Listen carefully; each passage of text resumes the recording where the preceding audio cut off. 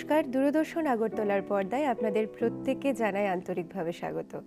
আপনাদের সঙ্গে আমি শাইলি নিয়ে এসেছি আমাদের প্রত্যেক দিনের অনুষ্ঠান চর্চা, যেখানে আমরা দৈনন্দিন বিভিন্ন গুরুত্বপূর্ণ বিষয়ের উপর আলোকপাত করে থাকি। আমার সঙ্গে আজকের এই অনুষ্ঠানে যিনি আছেন তার সঙ্গে আলাদা করে পরিচয়ের দরকার পড়ে না, আপনাদের সকলেরই পরিচিত মুখ। তবে তার সাথে পরিচয় করানোর আগেই আজকের যে চর্চার ব্যাপার সেটির ব্যাপারে আমি একটু বলবো। আজকের যে আমাদের চর্চার বা আলোচ্য বিষয় সেটি অত্যন্ত গুরুত্বপূর্ণ এবং সংবেদনশীল একটি বিষয়, এবং এই বিষয়টি এতটাই গুরুত্বপূর্ণ যে বর্তমান বিশ্বে দাঁড়িয়ে এটি বহু চর্চিত। বর্তমান বিশ্বে দাঁড়িয়ে যুব সমাজ একটি বিপথে, কিছু সংখ্যক যুব সমাজ যেদিকে চলছে নেশার প্রভাবে। আমাদের সঙ্গে আজকে যিনি আছেন তিনিও তার লাইফের, তার জীবন সময়ের কোনো একটা সময় সেই পথে হেঁটেছিলেন এবং তিনি সেই উত্তরণের পথও খুঁজে পেয়েছেন। শুধু যে তিনি একা উত্তরণের পথে হেঁটে এসেছেন সেটা নয়, আজকের দিনে দাঁড়িয়ে তিনি শত শত যুবক যুবতীকে সেখান থেকে বের করে আনছেন সেই নেশার পথ থেকে। আমাদের সঙ্গে রয়েছেন আজকে স্টুডিওতে মাল্যবান চক্রবর্তী। প্রথমে নমস্কার, স্বাগত জানাচ্ছি আপনাকে দূরদর্শন আগরতলার পর্দায়। যেহেতু আমরা জানি সকলে যে কোনো একটা সময় কোনো না কোনো পরিস্থিতিতে দাঁড়িয়ে আপনিও সেই পথে হেঁটেছেন এবং সেখান থেকে উত্তরণের পথও খুঁজে পেয়েছেন, ঠিক আপনার পুরোটা জার্নির ব্যাপারে যদি আমাদেরকে বলেন। নমস্কার, অসংখ্য ধন্যবাদ। প্রথমেই আমি বলতে চাইবো দূরদর্শন কেন্দ্র আগরতলাকে আমাকে সুযোগ দেওয়ার জন্য, এই পরিসরে কথা বলার জন্য। তো নেশা নিয়ে বলছি বেশ কিছু বছর হয়ে গেল প্রায়। প্রথমে নেশাকে লুকিয়ে রাখার প্রবণতা থাকতো যে নেশা করছি এবং লুকিয়ে করব, এবং এরপর তো আই ওয়াজ সাফারিং। ওখান থেকে ট্রিটমেন্ট থেকে বেরিয়ে আসা, বেরিয়ে এসে চাকরি বাকরি বহির্রাজ্যে, এরপরে এখানে এসে কাজ করা। তো this is a long pathway, যেটা একদিনে বা 15 মিনিটে বলে শেষ করা যায় না। বাট বলার শুরু থেকে যদি বলি, আমরা কেউই তো ওইভাবে নেশা করতে চাইনি যেইভাবে আজকাল যুব সমাজ নেশা করছে আর কি। প্রত্যেকটা নেশারই যখন আমি এখন ওদের সাথে কথা বলি, প্রত্যেক দিন আমার 50 থেকে 60 জনের সাথে কথা হয় যারা একসময় নেশা করতো বা সেই ক্ষেত্রে ট্রিটমেন্টের দ্বারস্থ হয়েছে, আমাদের সাথে কথা বলে বা আমরা যাদের সাথে কথা বলি, তখন নিজেকে আরও খুঁজে পাই অ্যাকচুয়ালি, যেখানে বুঝতে পারি যে একটা সময় আমিও হয়তো সেই রকম নেশা করতে চাইতাম না যেইভাবে আমি নেশার কবলে ঢুকে গেছি আর কি। প্রথমে প্রত্যেকেই যখনই নেশার দিকে ধাবিত হই আমরা প্রথমেই শুরু করি যে আউট অফ ইনকিউজিটিভনেস শুরু হয়, কখনো প্রচণ্ড স্ট্রেস, পড়াশোনার চাপ, ডিপ্রেশন, ফ্রাস্ট্রেশন থেকে শুরু হয়। অনেকের আবার সায়েন্স, আমি অ্যাকচুয়ালি নেশা ছাড়ার পরে যখন নেশা নিয়ে পড়াশোনা শুরু করেছি তখন বুঝতে পেরেছি যে genetic predisposition is one of the reasons. তারপরে stress one of the reason, relocation could be one of the reason, poverty could be one of the reasons. তো অনেকগুলো কারণে হয়তো নেশা জীবনে এসছে। বাট শেষ পর্যন্ত ওই ডোপামিনের নিঃসরণ এবং নিউরো ট্রান্সমিটারের অত্যধিক ক্ষরণের, ডোপামিনের প্রচণ্ড পরিমাণে নিঃসরণ যখন হয় নেশা করবার পর, তো সেই ক্ষেত্রে একজন নেশারি বারবার ওই নেশার দিকে ছুটে যায়। তো এই ব্যাপারগুলো বোঝার পরে বুঝতে পারি আর কি যে ওই পথটা, যেই পথে আমরা হাঁটি, ইচ্ছার বিরুদ্ধেও হাঁটি, যেটাকে আমরা ওসিডি বলি, অবসেসিভ কম্পালসিভ ডিসঅর্ডার। কখনো কখনো পিয়ার প্রেসারও থাকে কলেজ বা ইউনিভার্সিটিতে। অফকোর্স, তো ওইখান থেকে হয়তো অনেকেরই শুরু হয় স্কুলে বা কলেজে, যখন পিয়ার প্রেসারে পড়ে আর কি, যে একটু করে দেখ, খুব ভালো লাগবে, যত চাপ আছে সব শেষ হয়ে যাবে, ব্রেকআপের দুঃখ, আজকালকার জীবনে যেটা হয়, ব্রেকআপের দুঃখ চলে যাবে, তারপরে পড়াশোনায় এত চাপ ফেস করতে হবে না।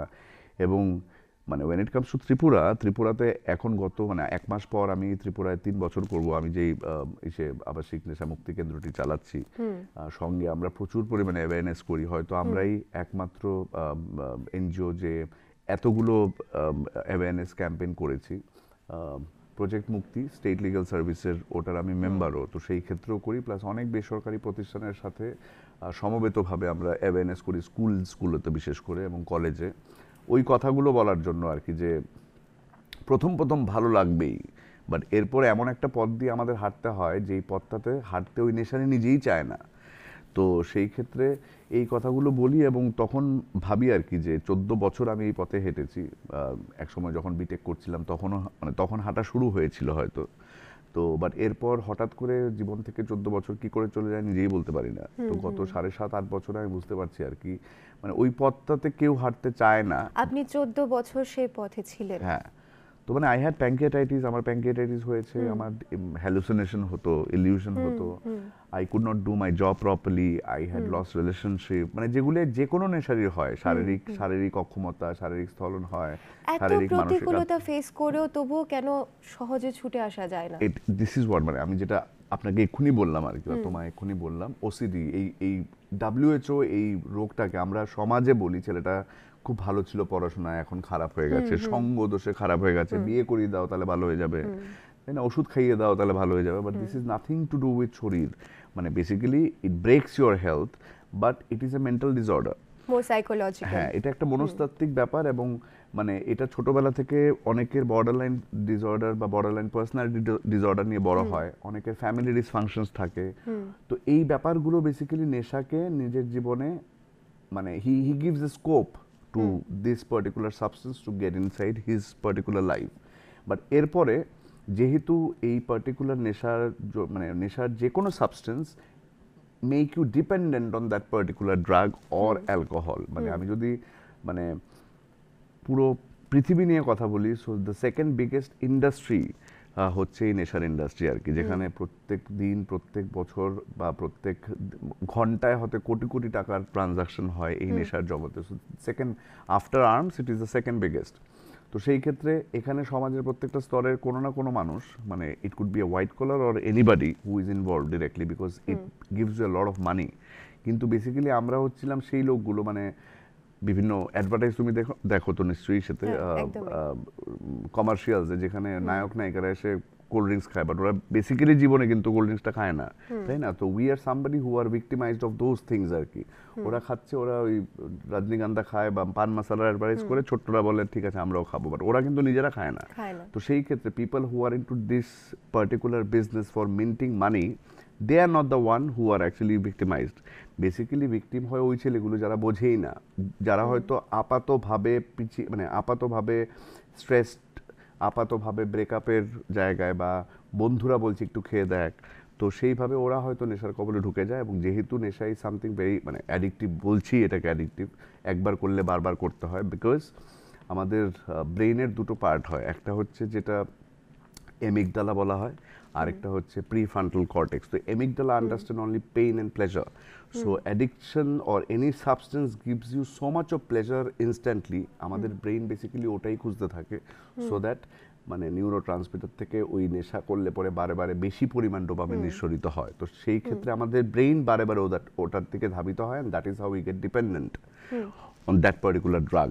তো সেই ক্ষেত্রে শুরুয়াতটা খুব মধুর হয়, বিকজ তোমার মানে হঠাৎ করে সব চিন্তা ভুলতে পারো, ইউ ক্যান বিকাম অ্যান এসকেপিস্ট, তোমার মানে সার্টেন যে মানে বেসিক্যালি যেটা আমরা রুট কজ বলতে পারো, and then you go by this way and suddenly it becomes impossible. কারণ একটা নেশাই সবসময় বোঝে, কিন্তু আফটার এ ওয়াইল এইভাবে নেশা করাটা ওর জন্য ঠিক হচ্ছে না, বাট ও বেরোতে আর পারবে না until they is a confinement, until they is an abstinence, এবং কাউন্সিলিং এবং প্রচুর পরিমাণে কমিউনিটি সার্ভিসের মাধ্যমে ক্লাসেস করা, দিস করা। তো এই ব্যাপারগুলোর মাধ্যমে আস্তে আস্তে একটা নেশারি আবার মূল স্রোতে ফিরতে পারে বা বুঝতে পারে কেন নেশা করবে না আর কি। সো এই পুরো যে জার্নিটার ব্যাপারে আমরা বলছিলাম যে উত্তরণের পথটা, তো 14 বছর 14 লং ইয়ার্স, তারপরে কিভাবে আপনি উত্তরণের পথ খুঁজে পেলেন বা কিভাবে আপনি সাকসেসফুলও হলেন সেখানে হেঁটে? কোনো নেশারই কোনো রিহ্যাবে নিজে হেঁটে যায় না। তো বেসিক্যালি আমাকে পাঠানো হয়েছিল, প্রথমবার পাঠানো হয়েছিল, কাজ হয়নি। দ্বিতীয়বার যখন পাঠানো হয় তখন আমার মধ্যে কোথাও না কোথাও আধ্যাত্মিক জাগরণ হয়, এবং সেই ক্ষেত্রে মানে আধ্যাত্মিক জাগরণ না বলে যদি বলি যে আমার মূল্যবোধগুলো আমি ফিরে পেয়েছি, এবং বুঝতে পারি কেন, মানে আমার মাথা দিয়ে আমি বুঝতে পারি কেন নেশাটা করা আমার জন্য ঠিক না। Was it the medicine or counseling? No, medicine does not help.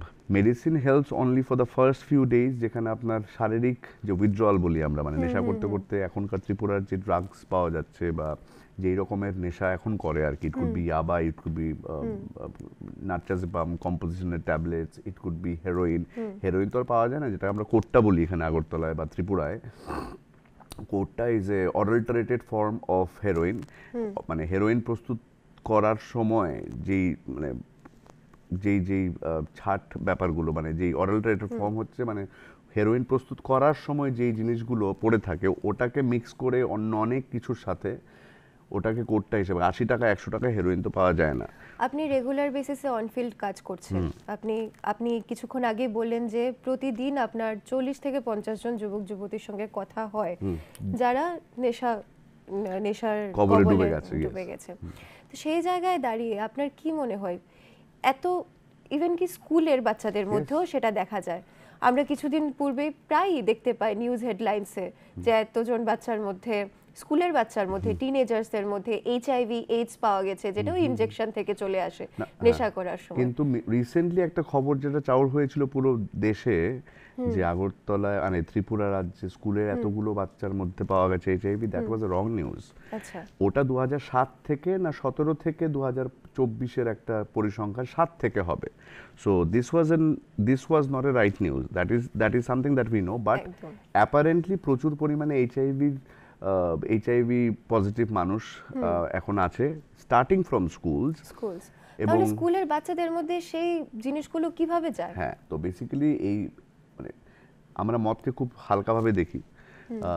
মদ হচ্ছে একমাত্র নেশা, মানে একজন ডাক্তার সেদিন বলছিলেন this is the socially accepted poison.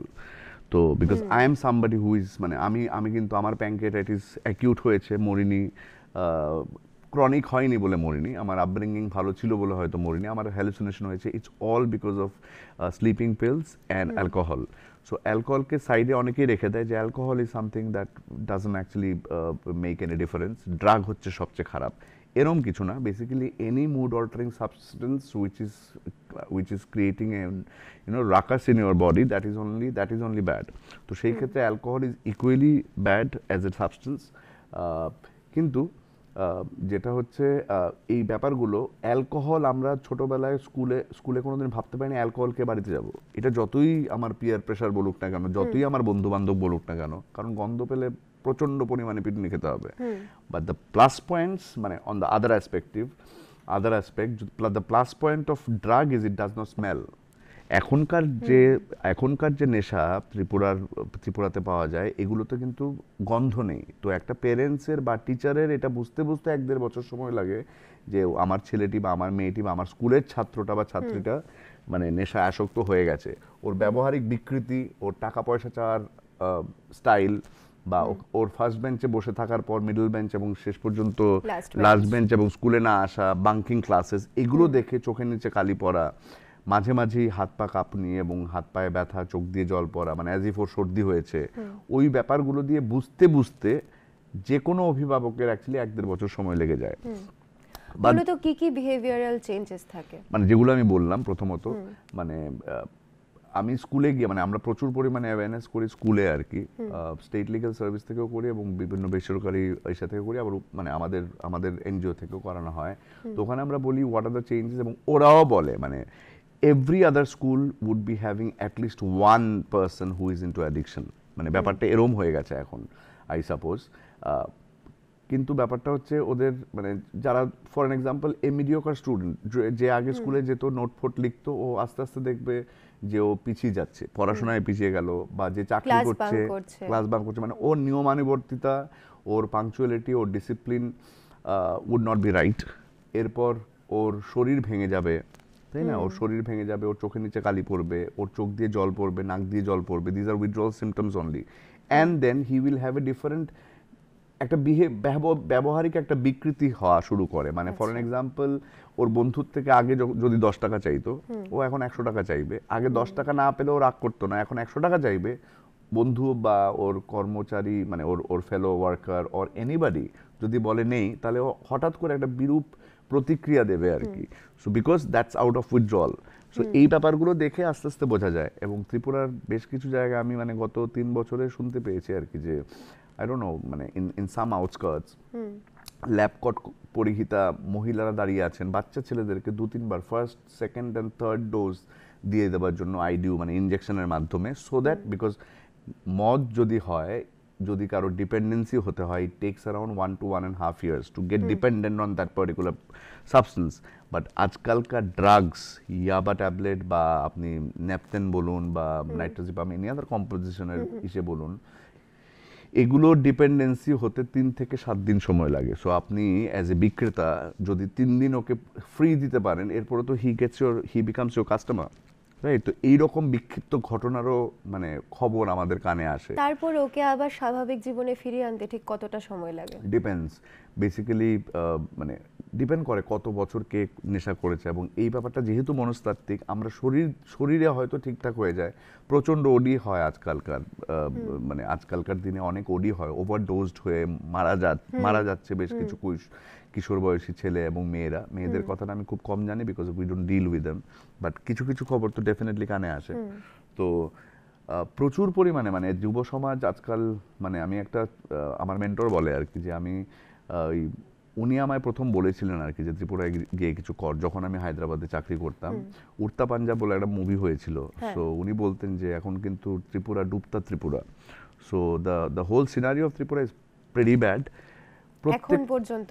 হ্যাঁ, প্রত্যেকের মতো কাজ করছে, মানে I praise the government, the police, সবাই সবার পরিসরে they are doing their best, but হয়তো আরও কিছু করা দরকার, মানে when it comes to treating people, reaching out to the addiction people who are addicted, এদের নিয়ে আরও কাজ করার দরকার।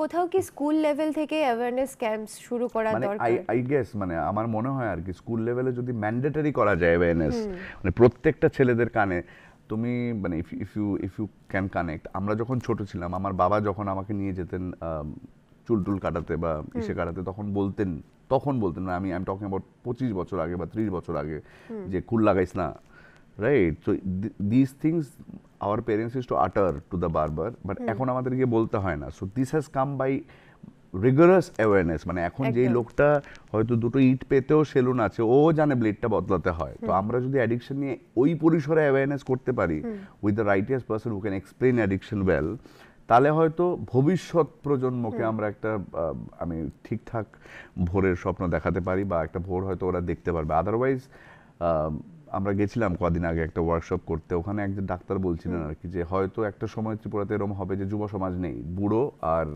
আবার নতুন নতুন বাচ্চারা হয়তো থাকতে পারবে, একটা স্তরের মানুষ হয়তো থাকবেই না, the way people are getting addicted to certain drugs.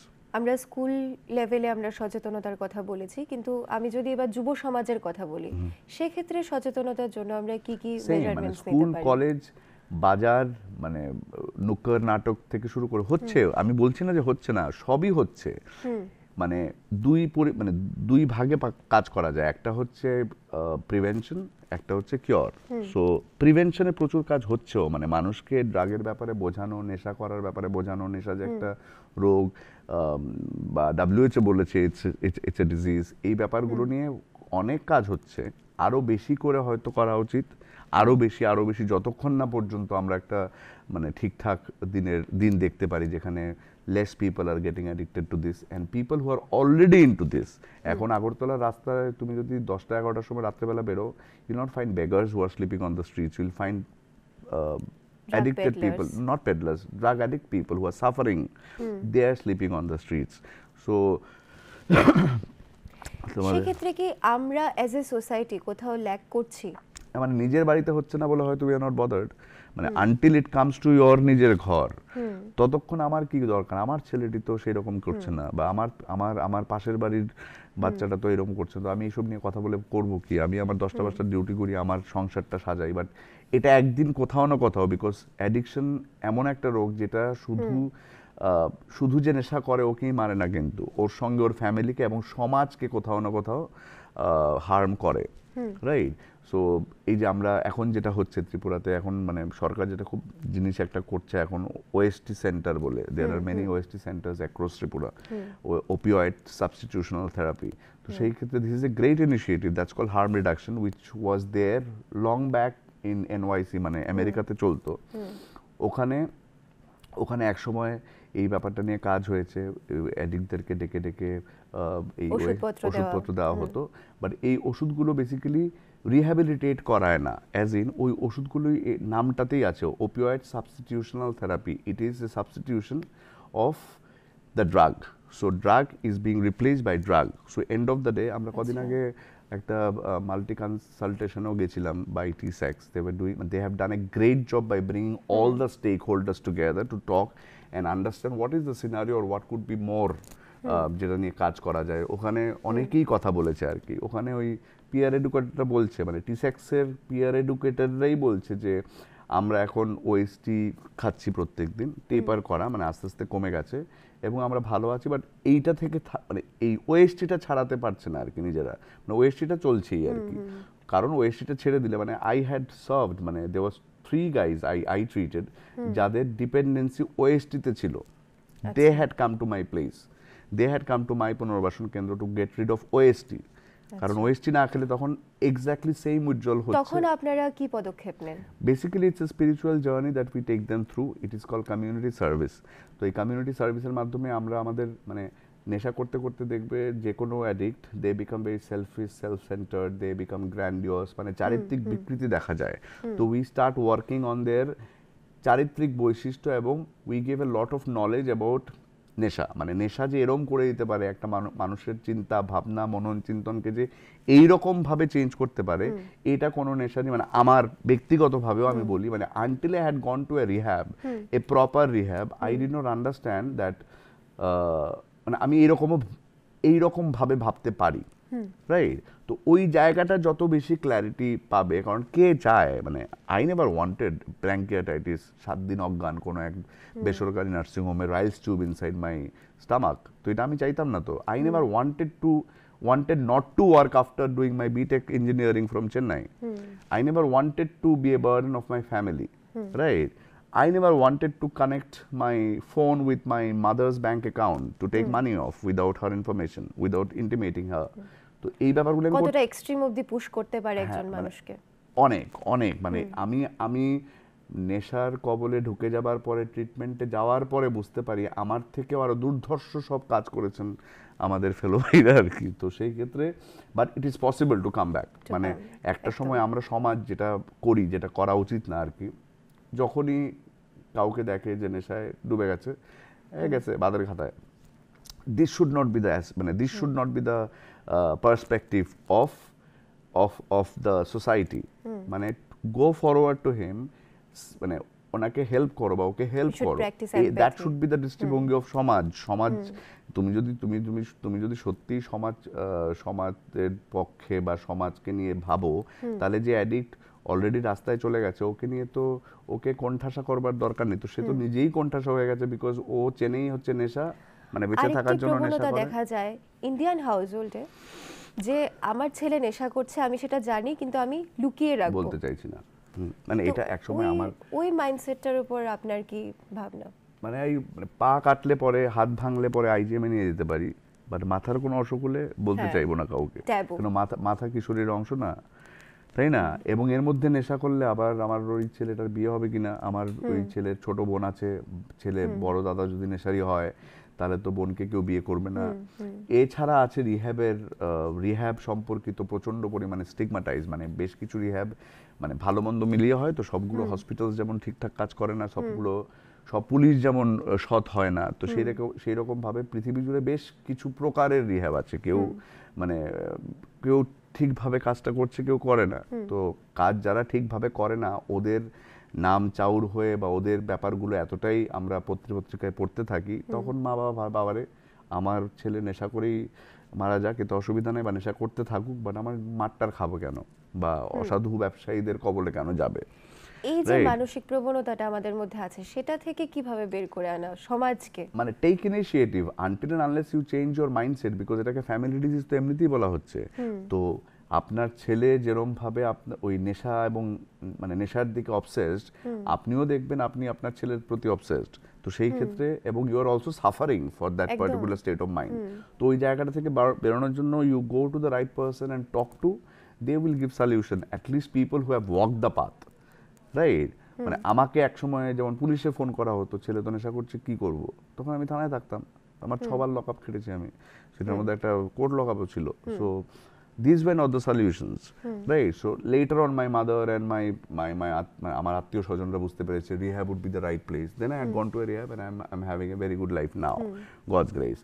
তো এই ব্যাপারগুলো আমি প্রচন্ড পরিমাণে একসময় মানে আমি ভাবতেই পারি না এখনো যে নেশা ছাড়াও বাঁচা যায়, until I got the message, until I had gone through the process. So take your মানে I want to give this message to the society that anybody who is suffering, যারা কষ্ট পাচ্ছে, আরে আমার ছেলেটা, আমার ভাইজি, আমার whosoever it is suffering, take them to the proper institution, proper guy or proper guide, so that he get a new way of life. কারণ যেই নেশারই একবার ঢুকে গেছে, মানে বিশেষ করে ড্রাগের নেশায় বা অ্যালকোহল যাদের ডিপেন্ডেন্সিতে পরিণত হয়ে গেছে, ওরা ভাবে এখন আর ছাড়া যাবে না। So this is wrong. মানে আমিও একসময় ভাবতাম, এই mindset-টা 7.5 change বছর করতে 8 হবে। বছর আগে আমিও ভাবতাম নেশা ছেড়ে থাকা যায় না, কিন্তু থাকা যায়। এই মেসেজটা has to be very loud and clear across everywhere. আপনি কিছুক্ষণ আগে বলছিলেন যে মাদককে আমরা ততটা গুরুত্ব দিই না নেশাদ্রব্য হিসেবে, আমরা মনে করি ড্রাগ ব্যাপারটাই সব থেকে মানে বেশি। মদকে, কিন্তু বর্তমান alcohol-কে। যুগে তো, বর্তমান না, যুগ যুগ ধরে এটা চলে আসছে যে আমরা ওপেনলি মাদক কিংবা তামাক আমরা কিনতে পারছি দোকানে So গিয়ে। this is bad too. মানে যদিও লেখা থাকে সেই তামাক দ্রব্যের মধ্যে যে injurious to Injurious health, to can health, cause cancer, can cause কিন্তু cancer. সেই জায়গায় আবার আমরা বিক্রিও করছি। তো সেই জায়গায় আপনার আমার মাদক মানে এই মানে তামাক নিয়ে, তামাক সেবন নিয়ে আমার কিছু বলা উচিত না, because I could not refrain myself from doing, মানে ফ্রম স্মোকিং অফ কোর্স। তো সেই ক্ষেত্রে আমার এই ব্যাপারটা নিয়ে বলার কিছু নেই, but definitely this is definitely injurious to health, because আমি আমার স্বজন হারিয়েছি ডিউ টু তামাক সেবন and all that. So I understand what it could give impact to your body, এবং সবাই তো এই ব্যাপারটা নিয়ে কথা বলে, আমরা সায়েন্সের ছাত্র, so I know how it can cause damage to your lung and everything. কিন্তু আমরা তো গভর্নমেন্ট থেকে ইনিশিয়েটিভ নেওয়া হচ্ছে, নেশামুক্ত ত্রিপুরা বা বিভিন্ন ধরনের ইনিশিয়েটিভ আমরা দেখছি যেখানে বলা হচ্ছে কোনো ধরনের নেশাদ্রব্যই যাতে আমরা গ্রহণ না করি। গ্রহণ না করি। অন দ্য কন্ট্রারি আমরা আবার ওটাকে পারমিশনও দিচ্ছি টু ওপেনলি সেল। সেই জায়গায় দাঁড়িয়ে কি কোথাও না, মানে আমি তামাক নিয়ে কিছু বলছি না, আই এম টকিং অ্যাবাউট না, ড্রাগস। আমি মাদকও বলছি, মাদক তামাক, মাদক মানে যেটা আমাদের রেভিনিউতে একটা বড় প্রভাব ফেলে, কারণ ভারী ট্যাক্স ওই বেসিক্যালি জিনিসগুলোর উপর রবীন্দ্রনাথের দেওয়া জুতো হয়। আবিষ্কারের মতো। মানে আমি ব্যাপারটাকে এইভাবেই দেখতে পারি, মানে অ্যাজ অফ টুডে, যে এক রাজা বলছিলেন যে আমার পায়ে যেন ময়লা না লাগে, তো তখন অনেকেই বুদ্ধি দিচ্ছিল আর কি। তো এর মধ্যে একজন বুদ্ধি দিয়ে পুরো পুরো রাজ্যটাকে চামড়া দিয়ে ঢেকে দেওয়া হোক। Then one more guy had come and told কি আপনার পুরো রাজ্য ঢেকে কি করবেন, আপনি আপনার পাটা ঢেকে নিন। তাহলে এইভাবেই জুতো আবিষ্কার আর কি, রবীন্দ্রনাথের জুতো আবিষ্কার কবিতাটার সৃষ্টি, মানে সারমর্মটা ইজ দ্য সেম। সো মানে what people are doing, what who is doing, it is more important that what you are doing for your own safety or your child safety or your sibling safety or anything. So আমি যদি আমার ব্যাপারটা বুঝতে পারি যে আমি ওই দিকে ধাবিত হব না, আমি ড্রাগসের দিকে যাব না, আমি অ্যালকোহলের দিকে যাব না, আমি তামাক সেবন করব না, আমি শিবের প্রসাদ বলে অনেকে গাঁজাকে, তো আমি ওই প্রসাদ সেবন করব না, এগুলো সব মিথ অ্যাকচুয়ালি। আমি ইয়াবা খাবো না, স্লিপিং পিলস ইউজ করলে ডাক্তার যদি বলে আমায় স্লিপিং পিলস খেতে, আই কিন্তু ইউজ ইট, আই নট একবার যে অ্যাবিউজ ইট। ছেলেটা চলে গেছে, একবার যে ছেলেটা আসক্ত হয়ে গেছে, তার ওকে কাউন্সেলিং এর উত্তরণের কি মাধ্যমে, পথ? কমিউনিটি সার্ভিসের মাধ্যমে, একটা প্রপার পদ্ধতির মাধ্যমে ভালো করা যায়। তো মানে I am one of the examples, and now we have lot of examples who are setting up examples every day in the streets আপনি of কতটা Tripura. সফলতা দেখছেন? আপনি রেগুলার বেসিসে আপনি কাজ করছেন অন ফিল্ড, আপনি সবাই ডিল যে করছেন, সবাই যে একটা ট্রিটমেন্ট পেলো এবং ট্রিটমেন্টের পরে ভালো থেকে যাচ্ছে এরকম না, বেশ কিছু কেউ কেউ আবার চলেও কেউ যায় আবার সেই পথে। চলেও যায়। সো আমরা পথটা দেখাই, ওই পথে হাঁটবে, এখন কজন আছে যে হাঁটবে, তো যত বেশি ক্ল্যারিটি তত বেশি হাঁটা। তো সেই ক্ষেত্রে ট্রিটমেন্ট হয়ে গেল, এরপর আর কিছু করলো না, তাহলেও কিছু হয় না। যেমন আমি আজকের দিনেও বেশ 12/12 এর একটা প্রোগ্রাম আছে যেটা আমরা মানতে হয়, তো আমরা মানি এগুলো।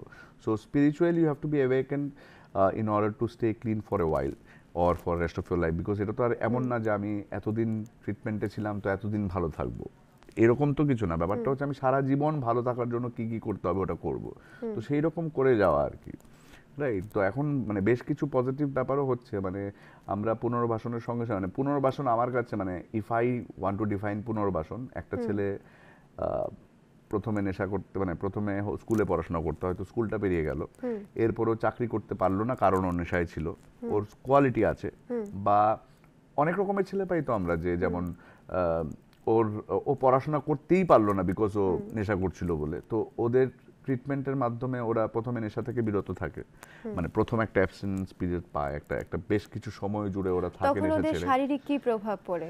শারীরিক অনেক রকম প্রভাব পড়ে। তো উইথড্রল হয়, অনেকের এপিলেপটিক কনভালশন হয়, অনেকের সিজার ডিসঅর্ডার হয়ে যায়, যারা মানে অত্যধিক পরিমাণে যারা নেশা করেছে, অনেকের প্রেশার লো হয়ে যায়, এগুলো আমাদের খেয়াল রাখি ডাক্তারের মাধ্যমে। ডাক্তার যা বলে, মানে উই আর নট ডক্টরস, তো সেই ক্ষেত্রে we actually follow bluntly whatever the doctor says. এই ব্যাপারগুলো আমরা করতে থাকি। এবং দেখা গেছে যে নেশা ছেড়ে যখন আছে, এরপরে কি করবে?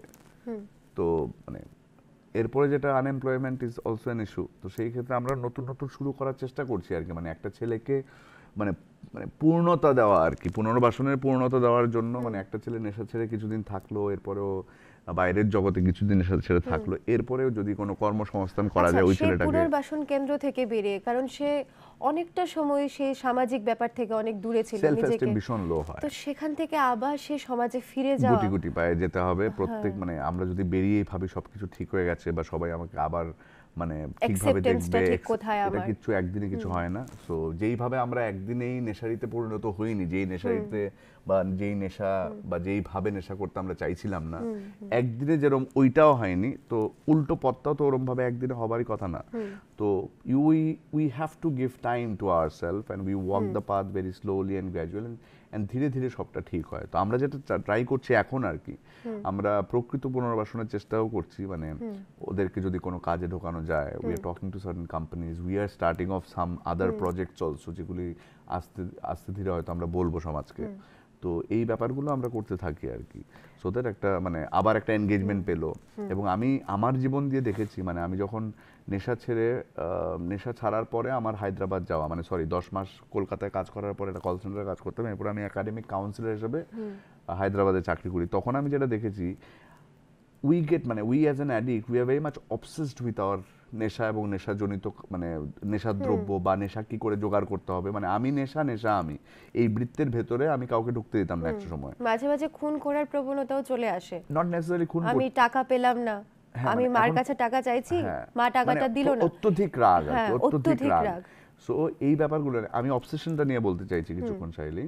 তো ব্যাপারটা হচ্ছে মানে এই obsession of drugs or alcohol, এইটা যদি কোনো নেশারি ওর যে কোনো কাজে মানে প্রোডাক্টিভ বা পজিটিভ বা ইতিবাচক কোনো কাজে যদি আমরা এই অবসেশনটাকে শিফট করতে পারি, তাহলে আমরা ওই কাজটা, মানে এটা মাটি কাটাই হোক, এটা কম্পিউটারের কোনো কাজই হোক, বা যা কিছুই হোক না কেন, আমরা এই অবসেশন যদি সুইচ করে কোনো প্রোডাক্টিভ বা ইতিবাচক কাজে ব্যবহার করতে পারি, তাহলে আমরা অন্য 5টা লোকেদের থেকে কিন্তু ওই কাজটা ভালো করি। So this is my understanding and realization through my life and now what I see. মানে আমি যখন বাচ্চা ছেলেগুলোকে এখন বিভিন্ন কাজ ওরা করছে, মানে সমাজ হয়তো কদিন পরে জানতে পারবে, এগুলো নিয়ে আমরা মানে পরে বলতে চাইছি।